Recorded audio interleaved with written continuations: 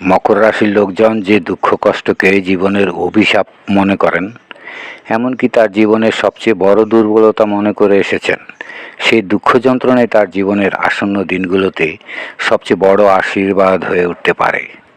জীবনের যেসব সংঘর্ষ মকরের অন্তরকে ক্ষতবিক্ষত করেছে, সে সমস্ত সংঘর্ষই তাকে ভবিষ্যতের দিকে এগিয়ে যেতে অনুপ্রেরণা যোগাবে। প্রিয় মকর, ক্যাপ্রিকর্ন পয়েন্টে আপনাকে স্বাগতম। আপনি যদি প্রথমবার এই চ্যানেলে এসে থাকেন, তাহলে দয়া করে সাবস্ক্রাইব করবেন বলে আশা রাখি।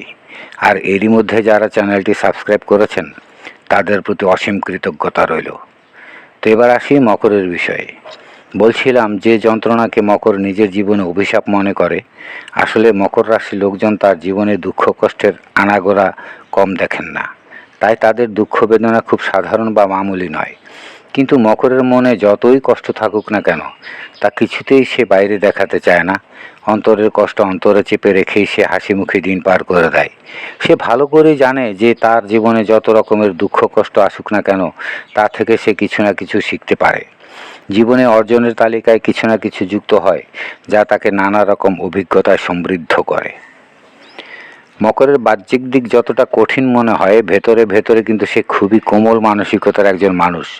জীবনে সে অনেকবারই প্রতারিত হয়েছে, ভালোবেসে বিফল হয়েছে, বিশ্বাস করে ঠকেছে। এমনকি যে পরিবারের জন্য সে নিজের আনন্দ সুখ বিসর্জন দিয়েছে, সেই পরিবারই তাকে মূল্যায়ন করেনি।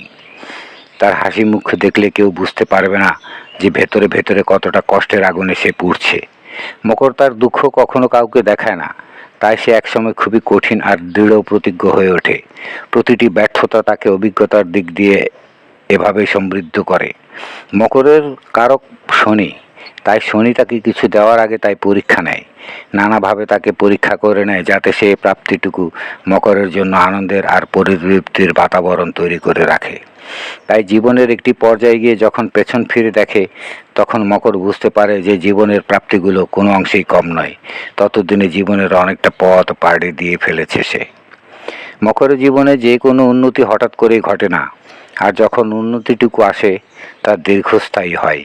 জীবন থেকে কিছু কিছু মানুষ হঠাৎ করেই দূর হয়ে যায়, আর এই জন্যেই তারা দূর হয়ে যায় যারা মকরের জন্য উপযুক্ত ছিল না।